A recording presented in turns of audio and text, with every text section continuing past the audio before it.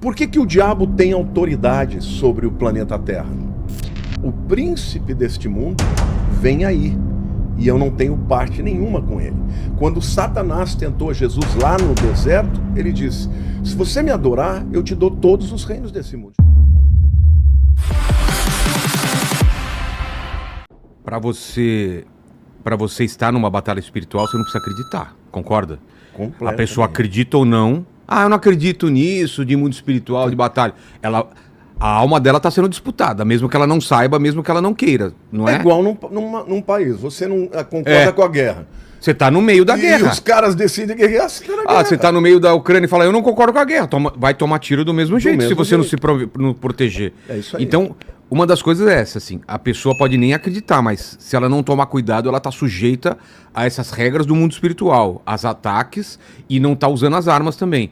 Outra coisa, qual é a diferença entre uma guerra no mundo material e uma guerra no mundo espiritual? Mas eu acho que a gente pode primeiro separar o que é o mundo espiritual e o mundo terreno, né? O mundo material. Eu gostaria, Vilela, de começar trazendo uma base bíblica para isso. O apóstolo Paulo, ele escreve aos Colossenses, no capítulo 1, versículo 13 e 14, ele diz assim: ele nos libertou, Cristo, nos libertou do império das trevas e nos transportou para o reino do Filho do seu amor, no qual temos redenção e a remissão dos pecados. O que Paulo está dizendo? Que Cristo Jesus, ele nos arrancou do império das trevas e nos trouxe para o reino de Deus. Ou seja, então aqui claramente ele está mostrando que existem dois reinos que estão batalhando entre si. Agora, a gente precisa, antes de entrar nessa questão de a diferença da guerra do mundo físico para o mundo espiritual, a gente vai chegar lá, a gente precisa começar definindo os termos. O que é um império? O império, no original, no grego, né, o Novo Testamento foi escrito na língua grega, o grego koiné, a palavra exousia significa domínio e autoridade. Significa uma autoridade por jurisdição e domínio legal. Ou seja, por que o diabo tem autoridade sobre o planeta Terra? Porque Deus, quando criou o homem, Adão, e o colocou no Éden, ele deu autoridade para Adão. Mas no momento em que Adão ele cede às tentações, a tentação de querer realmente ser como Deus e desobedeceu a Deus, ele entregou as chaves da autoridade deste mundo para o diabo. Isso é tão difícil de entender. Como que Deus permite que o diabo circule Porque Deus ele age em cima da sua palavra e da lei que ele criou. Ele não pode voltar atrás. Ele não volta atrás, não é que ele não pode. O seu caráter impede que ele quebre a palavra. Ele não pode mentir. Entendeu? Agora, ele engendrou um plano na eternidade, até antes da criação da Terra, para resgatar todos nós disso. E o plano é através de Cristo. Mas é óbvio que Deus respeita a lei que ele mesmo estabeleceu. Porque quando Jesus estava na Terra, ele certa vez disse: olha, o príncipe deste mundo vem aí, e eu não tenho parte nenhuma com ele. Quando Satanás tentou Jesus lá no deserto, ele disse: se você me adorar, eu te dou todos os reinos desse mundo. Jesus falou: não, os reinos não são teus. E ele não estava falando por falar. Não, ele falou: estou te oferecendo. E ele tinha poder realmente. O diabo tinha, era dele. Entendeu? E Jesus falou: não, o reino não é seu, é de Deus. Ele simplesmente falou: eu não vou te adorar. Somente a Deus adorarás. E repreendeu o diabo. Agora, um dia, Jesus vai retomar esse reino. Vai tomar de Satanás. Quando a gente vê na grande tribulação, a abertura dos selos, aqueles livros selados com 7 selos por fora e por dentro, é a escritura de propriedade do planeta Terra. Então, naquele período da grande tribulação, Deus vai começar a destruir todas as amarras de Satanás e vai trazer de volta o planeta Terra para si mesmo e vai reinar neste planeta durante 1000 anos lá no reino milenar. Mas aqui é para dizer o seguinte, que o império significa autoridade legal, jurisdicional. Se Deus quisesse, ele falava assim, ó, imediatamente Satanás ia desaparecer. Mas ele não fez isso porque foi ele quem estabeleceu o domínio legal da terra e deu ao homem. E o homem entregou para Satanás na hora que ele rompeu com Deus. Agora, trevas, por sua vez, né, na filosofia dá a ideia de ignorância. Por exemplo, a gente ouve os comentários de filósofos falando da era das trevas, quando as pessoas não tinham acesso ao conhecimento, à leitura. Não, na Bíblia, trevas significa mais do que ignorância. Significa um sistema que governa os pensamentos, os desejos, a cultura e o destino das pessoas. Em outras palavras, o império das trevas está dominando todos quantos não têm a Cristo como Senhor e Salvador da sua vida. Nossa guerra não é contra a carne, Nem contra o sangue, mas contra principados, potestades, poderes e que domínios, são demônios poderosíssimos. cujo líder maior é Satanás. Ou seja, quem é que pode vencer o império das trevas? É o homem? É a sua inteligência, a intelectualidade? É o negacionismo, dizer, não, eu não estou nessa guerra, eu não creio que isso vai pegar em mim. Não. Por quê? Porque o império das trevas, ele coloniza consciências. O que é que, por exemplo, os gregos fizeram quando eles dominaram as nações? Eles impuseram cultura, impuseram uma língua. Isso tudo é chamado de helenização. Com o passar dos anos, os países foram perdendo a sua cultura, perdendo a sua língua, a ponto de alguns judeus, por exemplo, da Alexandria, já não conseguirem mais nem ler o hebraico. Eles não conseguiam ler as escrituras, tiveram que traduzir a Bíblia por uma versão chamada Septuaginta, porque eles não tinham condições de falar a língua dos seus antepassados. Ou seja, o que Deus está nos dizendo que esse império das trevas, ele coloniza consciências. É por isso que você vê uma mentalidade nesse mundo de pessoas achando que elas decidiram aquilo por elas mesmas. Na verdade, elas são subproduto de uma colonização, de uma mentalidade que foi criada a partir do mundo espiritual das trevas. Então ele impõe valores, o império impõe valores, não existe escolha, você não tem escolha. Ele normaliza o pecado, não é o que nós estamos vivendo hoje? Aquilo que para Deus era abominação, hoje é normal. Ele aprisiona identidades e ele vende um discurso de liberdade, mas na verdade ele está entregando cativeiro. Prisão. Então é a pessoa, não, eu quero ser livre, eu quero ser isso, eu quero ser gato, eu sou um gato. Não, eu sou uma árvore, eu sou isso. E as pessoas acham isso natural. Drogas. Drogas, não, eu sou livre para usar drogas, eu quero viajar. Você conhece um drogado que entrou nesse caminho e agora sai disso, na boa? Claro que não. Ou seja, o império das trevas, ele não é ausência de alguma coisa. Não é liberdade, não é, vamos dizer assim, não é anarquia. Não, não existe anarquia. Anarquia, na verdade, é você ser contra qualquer tipo de poder, de arqueia, autoridade, mas, na verdade, você não sabe que o indivíduo anarco, ele, na verdade, ele é preso ao império das trevas. Agora, já o reino de Deus, a gente precisa entender também. Porque tem muita gente que pensa que pode, ô Vilela, pode falar, não, eu creio em Deus, mas eu quero viver minha vida. Não. O império das trevas, ele te domina. O reino de Deus, ele te dá a oportunidade de decidir. Mas uma vez que você quer fazer parte dele, você tem que saber que este reino tem um rei. E esse rei é Jesus. Esse reino tem uma lei. E essa lei é a Bíblia. Esse reino tem uma cultura. A cultura da sua palavra. Esse reino tem uma cidadania. Um cidadão, ele tem privilégios e responsabilidades. E esse reino tem um futuro inevitável, porque este reino é um reino eterno e que jamais terá fim e que não vai perder. O fato de Deus estar permitindo uma série de desmandos e coisas horrorosas já era decidido por ele mesmo e está debaixo da sua soberania. Mas um dia, todos esses desmandos que nós estamos vendo vai acabar. Então o reino de Deus não é um lugar para você visitar. É um governo para obedecer. Eu estou dizendo isso porque hoje o evangelho está se tornando bacana, é cool ser evangélico. Você vê personagens aí que vivem uma vida completamente contrária à vontade de Deus, né?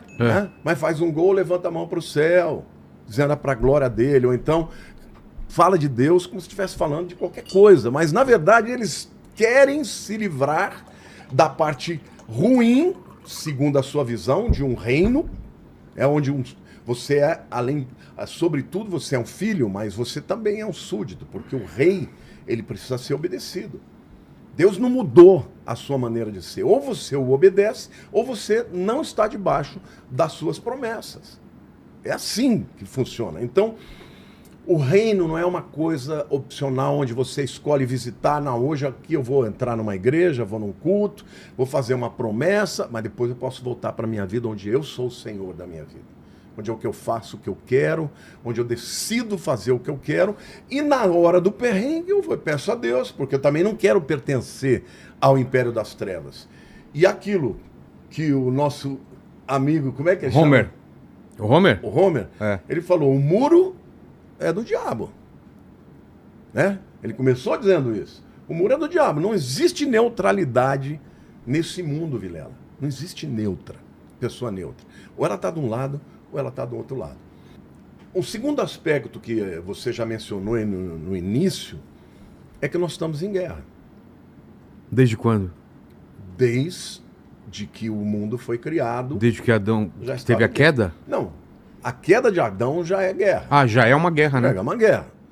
O início da guerra aconteceu na guerra entre Lúcifer e Deus. Quando Lúcifer se rebela contra Deus, começou a guerra. E traz 1/3 do céu. E traz 1/3 dos exércitos celestiais, né? Não é só anjos, é de tudo que tinha lá. Mas quando Deus cria o homem, aí esta guerra, ela começa no planeta Terra. A primeira guerra, o primeiro ataque poderia ter sido debelado se o homem decidisse obedecer a Deus.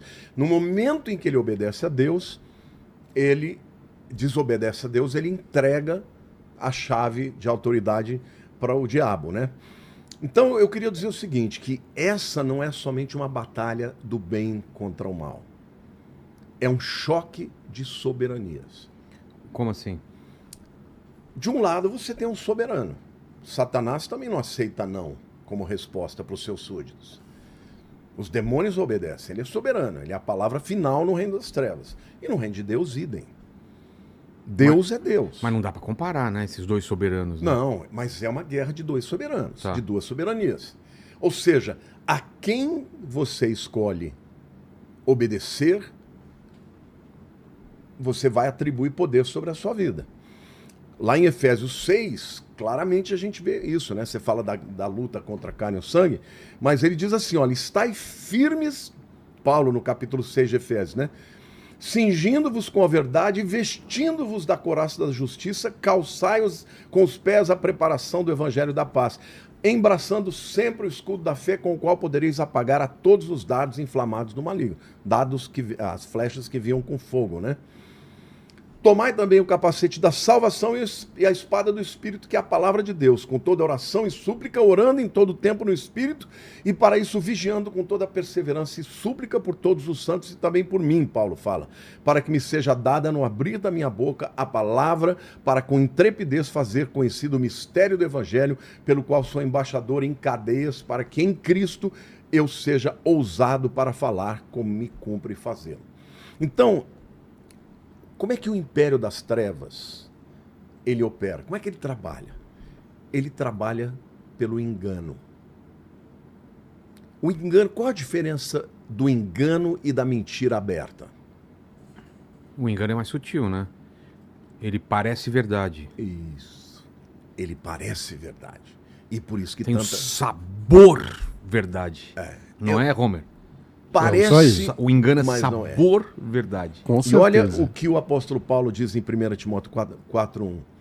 O Espírito afirma expressamente que nos últimos tempos alguns apostatarão da fé, ou seja, o engano é tão poderoso que até o indivíduo que conhece a verdade vai se afastar dela, por obedecerem a espíritos enganadores e ensinos de demônios. Então, o engano é o modus operandi de Satanás, do império das trevas. Ele trabalha nas sombras, ele trabalha na luz. Ele trabalha com lógicas que são sofismas, que parecem verdades, mas que não são. Então, se ele puder introduzir esse tipo de engano na cultura ou nas culturas, ele conseguiu. Porque quando você olha agora para respondendo já a sua pergunta, qual a diferença da guerra do mundo físico para o mundo espiritual? Quando você vê uma guerra, todo mundo sofre, né? Inocentes sofrem. Sim, sim. Você consegue ver gente de todo lado sofrendo. Então a gente não pode amar a guerra, nem pode ficar feliz com uma guerra, né? Por exemplo, essa guerra de Israel, dos Estados Unidos contra o Irã. Eu fico triste pelos dois lados. Tem um monte de iranianos que estão morrendo lá inocente. Eu não quis entrar nessa guerra. Agora, por que a guerra existe? Porque as pessoas acreditam que em nome de lutar pelo certo, eles fazem coisas erradas. Agora, por que isso acontece? Por que é tão difícil para uma pessoa saber que matar crianças, que estuprar mulheres é horrível? Em nenhuma circunstância isso deveria ser justificado, porque elas estão enganadas. Então, nós estamos vivendo num tempo, Vilela, que cada vez mais as pessoas estão tendo dificuldade de discernir entre o certo e o errado. Por que isso? Porque o engano está operando. Então, quando você vê a chamada, né, a indignação do bem, né, você vê pessoas que ficam indignadas. Quem que é essa senhora? Minha mãe. Eu achei que fosse. Como é que tá? Tudo bem? Um beijo, minha querida. Amo seu filho, viu? Eu quero dizer que eu amo a senhora, intercedo pela senhora e pelo seu marido, e é uma honra tê-la aqui, viu? 97 anos, parece? Não, cheio. Não, mas parece, né? Não, ela parece uns 45. Ah! 75 nas costas já. Não, tá maravilhoso. Mas sabe por que tá bem assim? É, Tem fé, tem fé. Ajoelha, né? tem amor no coração. O joelho dela tá tão zoado de tanto que ajoelha Eu lá. vou te falar uma coisa. O homem foi criado para amar. O homem foi criado para perdoar. O homem foi criado para adorar a Deus. Quando o homem vive assim, quando a alma dele está melhor, está bem, ele enfrenta as batalhas, porque vem para todo mundo, É. até para as pessoas boas, mas ele enfrenta de uma outra forma. E com isso, vive mais, aparece ali, ó, o semblante fica sereno. Ela tem um semblante sereno. Então, o segundo aspecto que a gente tem que entender também, que além do engano, o império das trevas, ele se sustenta pela acusação. O diabo, ele te tenta, depois ele te acusa. Porque o que ele quer te destruir. Jesus diz, o ladrão vem para roubar, matar e destruir. E a arma dele é a acusação. E um dia, lá em Apocalipse 12, diz que ele vai ser expulso definitivamente da presença dos céus. E o céu exulta, diz, definitivamente, agora o acusador dos nossos irmãos, que os acusa dia e de noite, foi expulso dos céus. E aí ele vem para a terra com furor, com raiva, com ira, porque sabe que seus dias estão contados. Está se aproximando o final da sua autoridade na terra. Então, eu quero te dizer que o império das trevas é assim. Quando você vê famílias se digladiando, brigando, qual que é a arma que as pessoas usam? Acusação. Acusam. Você vê numa briga, tem dois lados. Agora, raramente você vê uma pessoa dizer, não, me perdoe, eu errei aqui. Não, eu não vou admitir, porque se eu admitir que eu errei, eu vou me abaixar e ela vai se levantar contra mim, ou seja, cria uma narrativa de acusação, e onde começa a acusação dos dois lados, o fim não é bom. Mas é assim que acontece. É assim que acontece em todos os níveis. Nós estamos vivendo num país onde você percebe, né, claramente essa narrativa. As pessoas acusam o outro. Olha o fulano o que ele fez. Mas quando o outro lado, que é o lado dele, politicamente faz igual, ele não acusa. Porque a verdade não está lá. Quem é de Deus deveria lutar contra o errado, não importa de que lado esteja. É igual um pai que vê dois filhos brigando, não é verdade? Se errou nisso, você tem que mudar. Se não se arrepender, castigo. Vai pro quarto lá, ficar lá no quarto, até você pensar e se arrepender do seu erro. Agora, o que a gente percebe é que essa acusação ela é profunda, porque ela afasta as pessoas de Deus. Judas, por exemplo, quando ele traiu sangue inocente, vendeu Jesus por 30 moedas de prata, o que ele fez? Foi lá para os sacerdotes e disse, não, eu errei. Os caras falaram, trouxe o dinheiro de volta. Os caras falaram, ó, você fez porque quis. Nós não podemos usar esse dinheiro aqui no tesouro do templo, que é dinheiro de sangue. E aí chamou aquele campo que foi comprado de campo de sangue. Então, a verdade é que o inimigo, ele trata o tempo inteiro dos relacionamentos através de acusação. Como ele se alimenta, o império das trevas? O que dá força para o império das trevas? Tem ideia? O que alimenta? É. O que fortalece. Vamos usar uma metáfora aí dos desenhos, ou que dá força dos heróis. O que, por exemplo, tira a força do super-homem? A criptonita. Criptonita. E o que dá força para o super-homem? O sol, a luz do sol. A luz do sol. Exatamente isso. Agora todo mundo já entendeu a metáfora. O que dá força para o império das trevas? É se afastar da luz? É se afastar de Deus? O pecado. Ah, o pecado. O pecado. O pecado é a criptonita. É a criptonita para o Filho de Deus e é aquilo que fortalece. E ele trabalha assim. Eu sou pastor, eu aconselho muita gente, eu estou cansado de ver brigas entre marido e mulher, onde um fica acusando o outro e ninguém quer admitir o seu pecado. Sabe por quê? Porque o arrependimento, ele traz misericórdia e perdão. A Bíblia diz em Provérbios, o que encobre a transgressão nunca prosperará, mas o que confessa e deixa, misericórdia alcançará. Então, no momento que o indivíduo, diante do pecado que ele cometeu, ele se arrepende, é como se a criptonita tivesse sido arrancada dele.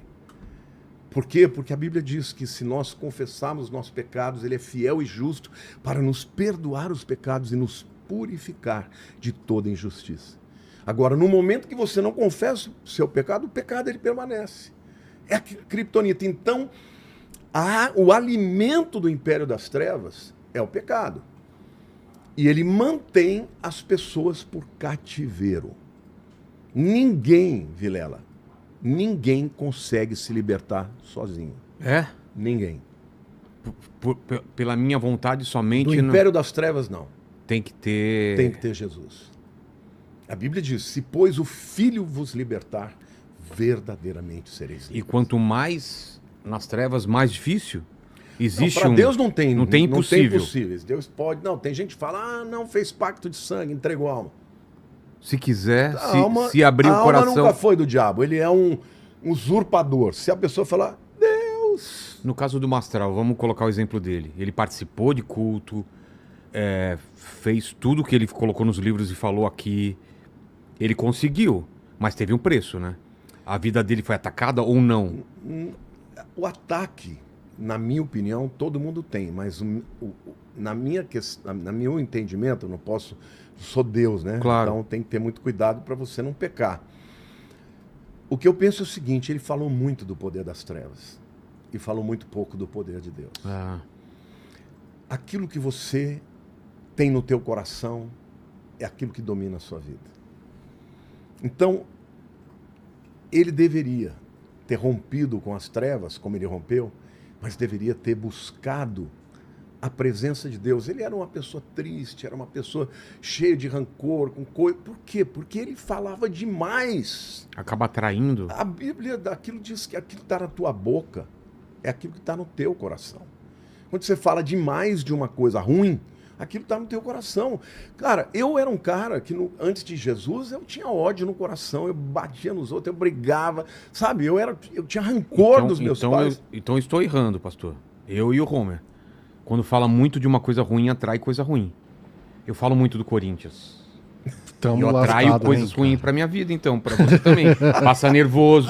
Nossa, a cada demais. derrota, a cada gol perdido do Yuri. Pois é. Eu não posso nem falar, nem concordar mais com você. Eu sou palmeirense. Você é palmeirense. A minha vontade era dizer sim, Sim. mas eu tenho um genro amado do meu coração, que é corintiano, e os meus 3 netinhos corintianos. Hoje, quando eles vão pro jogo, Mas sabe que eu fico dividido.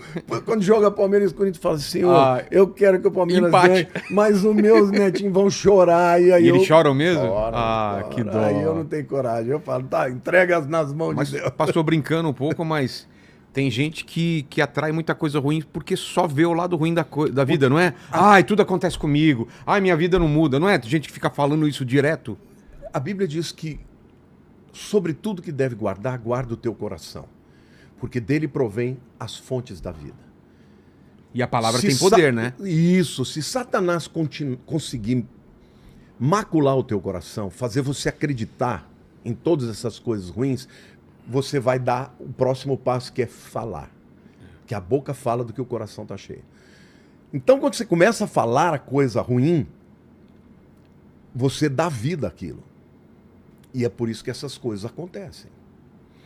Por isso que eu estou dizendo, o reino das trevas, ele age, em primeiro lugar, pelo engano.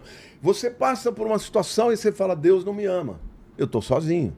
Você começa a acreditar nessa mentira. Jesus disse, eu estarei convosco todos os dias, até a consumação do século. Ele não disse que você não vai ter lutas, que você não vai passar por dificuldades, que você não possa cair. Ele diz, eu vou estar com você. Agora, você pode escolher dizer, não, eu estou sozinho, Deus não me ama. E aí, quando você pensa isso, o teu coração começa a fechar. E aí você começa a falar dessas coisas.